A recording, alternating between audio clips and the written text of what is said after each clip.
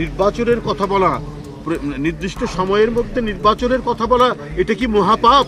আজকে উপদেষ্টাদের কথা শুনে সেটা মনে হচ্ছে, এবং তারা নানাভাবেই বিভিন্ন মানুষকে দিয়ে এটা প্রভোগ করার চেষ্টা করছেন। কেন? আজকে কি বলে যে পরিবেশ উপদেষ্টা, তার দায়িত্ব তো মানে পরিবেশকে সুরক্ষা করা এবং পরিবেশের উন্নয়ন। উনি যতদিনই সময় পান, আজকে বুড়িগঙ্গা কেন ড্রেন, আজকে শীতলক্ষা কেন ড্রেন, আজকে আমরা মানে বিষাক্ত নিঃশ্বাস কেন নিতে হচ্ছে? উনি এই দায়িত্ব পালনের পর এমন কিছু ড্রাইভ উনি দেখাননি, এমন কিছু উদ্যোগ তিনি নেননি যে পরিবেশ মানে পরিবেশ সংরক্ষণ বা পরিবেশ দূষণমুক্ত করার জন্য যে কোনো পদক্ষেপ যেটা পরবর্তী সরকার গ্রহণ করবে, সেই ধরনের তো আমরা কোনো পদক্ষেপ আমরা তার কোনো কর্মকাণ্ডের মধ্যে দেখি না। কিন্তু খালি দেখি যে খালি নির্বাচন নির্বাচন বললে তো হবে না, খালি নির্বাচন। এটা একটা সরকারের উপদেষ্টারা কি করে এই কথাগুলো বলে?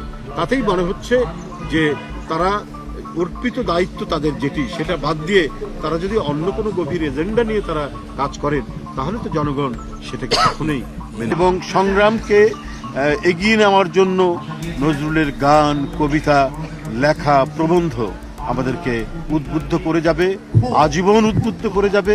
পৃথিবীতে যতদিন অন্যায় অবিচার থাকবে ততদিন নজরুল অত্যন্ত প্রাসঙ্গিক। শুধু তাই নয়, পৃথিবীকে ভালোবাসাময় করতে গেলে নজরুল আরও বেশি প্রাসঙ্গিক। আমি আপনাদের সামনে শুধু এটুকুই বলতে চাই যে যে প্রত্যাশা নিয়ে, যে আকাঙ্ক্ষা নিয়ে জুলাই আগস্টের যে মহাবিপ্লব এবং তার আগের 15 বছরের যে রক্তঝরা আন্দোলন, এই আন্দোলনের প্রতিটি মুহূর্তেই তো নজরুল আমাদেরকে উদ্বুদ্ধ করেছেন। নজরুল আমাদের শত আঘাতের মধ্যেও আমরা বেঁচে থাকার প্রেরণা পেয়েছি নজরুলের কাছ থেকে। তাই আমরা বলবো যে আজকে কেউ কেউ বলছেন, সাবেক একজন উপদেষ্টা বলেছেন দুজন উপদেষ্টার ব্যাপারে যে এইটা তাদের কি পদত্যাগ চাওয়াটা ঠিক নয়। তো আমি যদি বলি যে অন্তর্বর্তীকালীন সরকার, এটা তো একটি তার যে বৈশিষ্ট্যটা হবে তো নিরপেক্ষ সরকার। এই সরকার যদি কোনো একটি বিশেষ রাজনৈতিক দল গঠন করার ক্ষেত্রে তাদেরকে কি বলে যে মানে পানি সিঞ্চন করে সে চারাগাছ থেকে মহিরুহিতে পরিণত করার দায়িত্ব তো অন্তর্বর্তীকালীন সরকারের নয়, বরং তারা নিরপেক্ষভাবে দায়িত্ব পালন করবে।